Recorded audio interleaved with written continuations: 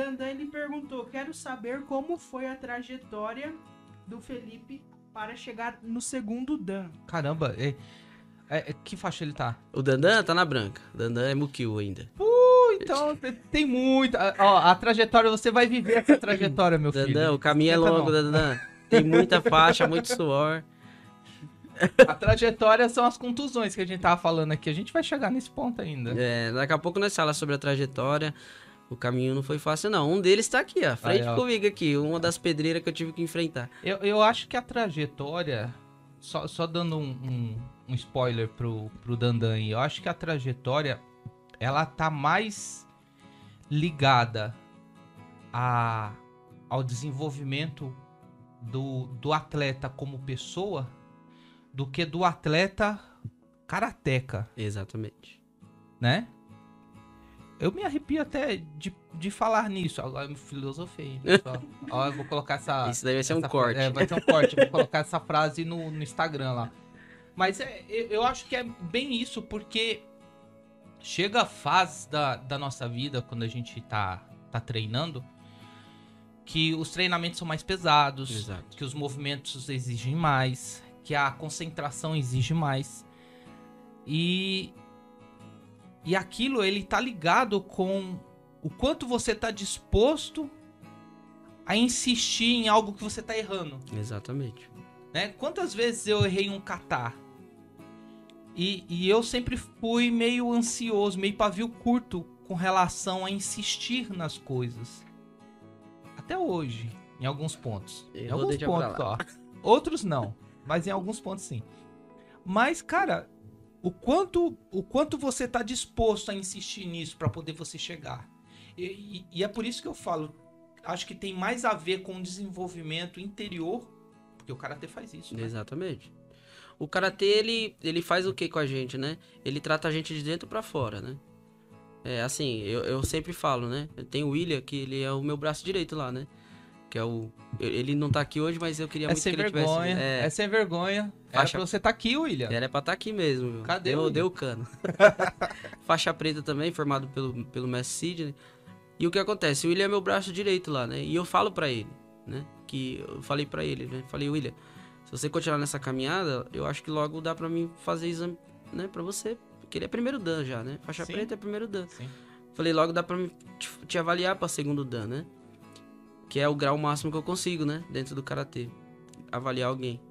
E aí ele falou assim... mas eu não tô preparado, né? Pra assumir um segundo dan, né? E eu falei pra ele, assim, cara, você tem que entender uma coisa. A gente só consegue ser uma faixa depois que a gente passa por ela. É isso aí. Então, hoje eu sou segundo dan, mas na verdade eu tô entendendo o que é ser faixa preta primeiro dan, né? Então, falando um pouquinho dessa parte da trajetória... Eu acho que quando a gente fala de trajetória, a gente tem que pensar que a gente tem um começo, um meio e um fim, né? E a trajetória, ela tá ligada aonde eu quero chegar, né? Aonde eu quero chegar dentro do que eu tô fazendo, né? Dentro do esporte, dentro do karatê, vamos dizer assim. Onde eu quero chegar, né? Hoje, nós dois somos segundo dan, né? Sim. Então a gente tá dentro de um limite ali, até mesmo porque nosso mestre não conseguiria... Por enquanto, nos graduar, né? Mas ele, pelo tempo de segundo dan, ele já consegue... Verdade. Passar outros dans à frente, né? Verdade. Então, qual que é o objetivo seu dentro de algo? Então, a trajetória tá ligada a isso, né? O meu objetivo sempre foi o quê? Sempre foi ensinar. Sempre foi chegar numa faixa e conseguir ensinar alguém, né? Então, a trajetória, ela não foi fácil, não. Ela foi longa, foi árdua. Aí, ó. Mas hoje, eu vejo que vale a pena, né? É isso aí. Dandan, só spoiler. Tá? Vai lá, Nanda. O Roger Gomes, ele falou, dentro do tatame, qual o seu maior incentivo? E quem foi o seu maior incentivador? É boa essa. Essa daí é uma pergunta, né? Pesada, né? É boa. Meu maior incentivador dentro do tatame sempre foi meu mestre. O Sidney, né? O Sidney sempre foi um cara que eu sempre enxerguei nele um paizão, né? Meu pai sempre teve presente no karatê, meu pai mesmo, né? Meu pai e minha mãe. Apesar da minha mãe não gostar muito, né? Por que será? Sobrava tudo pra mãe. As lesões era ela que escutava eu chorando, Nossa. né? Mas assim, o Sidney eu sempre tive ele como um pai, né? Um paizão, assim, né? E ele foi o meu maior incentivador, porque ele sempre falou pra mim, você consegue. Você vai conseguir. Legal. Treina um pouquinho mais, né? Então ele sempre foi o maior incentivador. E dentro do tatame, né? O que me incentivava era vocês, né? Eu via você voando lá, Imagina. dando passos na parede lá, né? Tinha um rapaz que treinava com a gente, o Jack Chan. Jack Chan. Eu vi o Jack Chan ser encurralado e ele saiu dando uma cambalhota por baixo da perna do adversário, né? Então, isso daí me incentivava dentro do dojo. Eu falava, cara, tem como eu ser melhor, né? Tem como eu ir além, né? Então, isso daí me incentivava. Então, o maior incentivador sempre foi, na minha visão, sempre foi meu mestre, né? Legal. Tanto que eu não comecei a dar aula, não voltei a dar aula, que eu tava parado, não voltei a dar aula sem antes de falar com ele, né? Porque da referência que ele tem sobre a minha trajetória dentro da luta, né? Eu acho que é uma posição do discípulo, né? Você buscar não que a gente busque uma aprovação externa para poder a gente fazer alguma coisa, mas como respeito e reverência, que o karatê ele exige isso, né? Respeito, reverência, né? A figura do professor, a figura do mestre, né? Você ter a aprovação dele para algo que você vai fazer com aquilo que ele te ensinou. Exatamente. Eu acho muito importante isso. E se a gente for olhar, dos que ele graduou, nenhum deu dor de cabeça, né? Talvez um outro, né? Talvez. Existem alguns nomes aí. Talvez um outro deu uma dor de cabeça aí, mas nada assim, né? Que desabone, né? O nosso mestre como um bom professor, né? Quase que você me faz falar alguns nomes aqui. Eu não vou falar, não. Não, tem uns que a gente sabe aí que, né? Mas já era difícil até controlar lá dentro. Então imagine sem parte, né? instrução lá fora. Vai lá, não tem mais? Tem o Vlad, ele falou: qual o maior desafio pra você no karatê? O maior desafio é vencer eu. Esse é o maior desafio, não só no karatê, né? Mas em tudo. Que nem eu tava 9 anos parado, né? Que eu tive que abdicar. Chegou um tempo que eu tive que escolher, né? Ou eu seguia minha vida profissional, né? Estudava e tal. Ou eu mantinha no karatê e ia viver de um sonho, né? Porque você não tem incentivo no esporte, né? Pra você conseguir uma bolsa atleta aí, você tem que voar, né? Então, eu não... E aí o maior desafio sempre foi vencer eu, né? Porque a gente sempre se coloca obstáculos, né? Sim. A gente enxerga obstáculos que não existem. A gente já tem problema pra levantar de manhã pra ir trabalhar, né? Exatamente. Então o maior obstáculo dentro do karatê sempre foi eu. Porque na minha cabeça sempre ficava, você não consegue. Você não consegue. Na minha cabeça sempre ficava isso. E aí é onde já entrava o Sidney, né? Falava, não, você consegue, treina de novo aqui que você consegue. Repete mais vezes, né? E aí foi o que foi fazendo eu vencer eu mesmo. Você vence pelas repetições. Exatamente. Que nem eu falo pros meninos lá quando eu tô dando treino, que eu faço muita repetição de golpes, né? Muita repetição. De ataque, de defesa, muita repetição. Corrijo muito. E eu falo pra eles, né? Vocês não vão ficar bom porque vocês vão olhar e falar, eu sou bom. Vocês vão ficar bom porque vocês repetiram muitas vezes. Sim. E aquilo ali vai ficar, o seu consciente, ali, seu subconsciente, na hora que precisar, vai sair sozinho, automático. Porque você treinou, você criou memória, né? Sim. Então, é isso. Bom, vocês que estão assistindo, deixa aí suas perguntas. Eu vou ler elas daqui a pouco, tá? E a gente vai conversando que eu vou pressionar agora o Felipe. A gente vai entrar numa pressão braba agora. Agora lascou. Vai entrar no caldeirão aí do desespero. O espaço tá curto, mas dá pra ter um comitê bom aqui. Mas antes da gente tirar essa pergunta capciosa aqui, dentro desse assunto que você tava falando de vencer a si mesmo, que esse foi o maior desafio, você praticou, naquele período que a gente tava praticando, você praticou o esporte há quanto tempo ali? Eu treinei 12 anos sem parar. Sem parar. Aí o projeto ficou 12 anos. Ficou mais. Ficou mais de 12 anos. Eu acho que ficou uns 15 anos mesmo. Exatamente. Acho que ficou uns 15 anos. 12 anos sem parar. 12 anos sem parar. Por que você parou? Aí eu já tava com meus 22 anos, né? Aí eu já precisava de arrumar meus cursos, né? A faculdade, não tava dando pra conciliar, né? A vida adulta chegou, A né? vida adulta chegou, né? Aí a conta vem junto, né? Ah, é, né?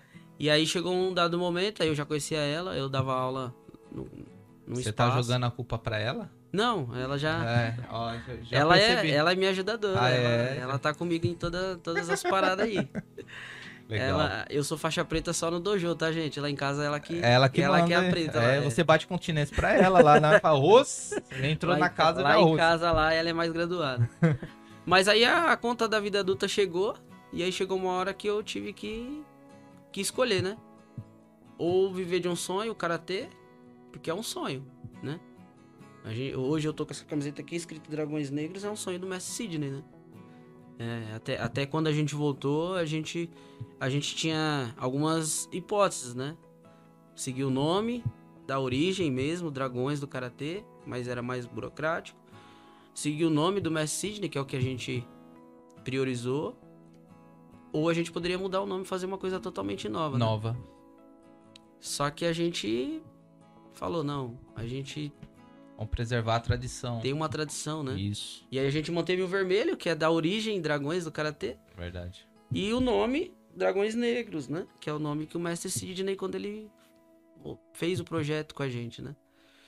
E eu treinei 12 anos, cara, sem parar. 12 anos. Nesses 12 anos eu misturei Taekwondo, fiz 3 anos de Taekwondo, fiz 1 ano de Kung Fu, fiz Judô, fiz Jiu-Jitsu, fiz Kickbox. O Kickbox foi até engraçado, tive que parar. Não foi nem por nada, eu até pagava a aula. Só que o mestre lá era muito matador, cara. Ele descobriu que eu era faixa preta no Karatê, e aí ele... Não dava sossego. Não, tudo dele ele me matava.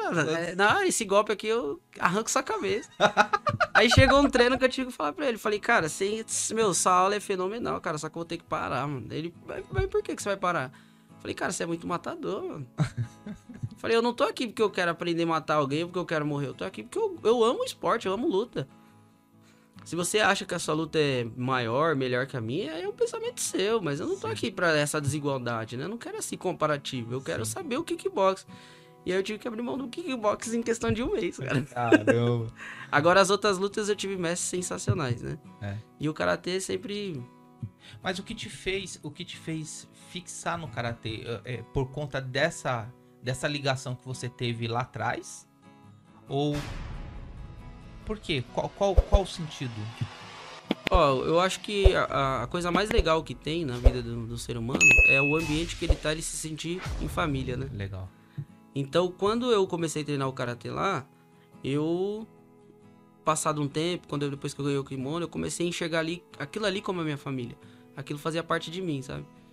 E aí eu poderia ter saído e treinado outro karatê. Eu poderia ter ido treinar Goju Ryu, que na região tem academia de Goju Ryu. Poderia ter ido pro Kyokushin, Shorin Ryu, que teve uma época que aqui ficou bem conhecido. Só que eu me mantive no Shotokan da Dragões, com o Mestre Sidney, porque ali eu sentia a minha casa, sabe? Mesmo sendo num projeto, né, escolar, aonde a gente não pagava nada, aonde as nossas estruturas eram as mínimas, né? Sim. Era um chão batido. Era no chão, né? E o Sidney sempre inventava de fazer nós treinar nas pedrinhas, nas pedras, nos lugares mais difíceis, né? E aquilo ali, só que aquilo ali eu me sentir bem, né? E era uma das coisas que me dava força quando eu tomava uma pancada que exigia uma recuperação, que eu pensava, eu vou desistir, né? Aí eu falava, poxa, mas se eu desistir eu vou sentir tanta falta da turma lá, né? Não vou desistir não, vou tentar de novo, né? E aí foi assim, cara, foi por isso que eu nunca abri mão dali, né? E foi a decisão mais difícil da minha vida, foi abrir mão.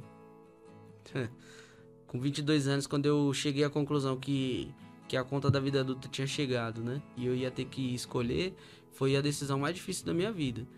Foi decisão de chorar mesmo, cara. Eu tinha 22 anos, eu fui lá no Sidney, agradeci ele por todo o ensinamento que ele tinha me dado, presenteei ele com a camiseta, né? Eu tava com um dojo, com o nome Águias. Eu presenteei ele com a camiseta e saí e voltei pra casa chorando. Porque eu amo isso. É o que eu gosto, cara. Isso é legal. Legal mesmo. Bom, vamos lá. Posso beber essa água aqui? Claro. É a última água que você vai beber da sua vida. Agora lascou.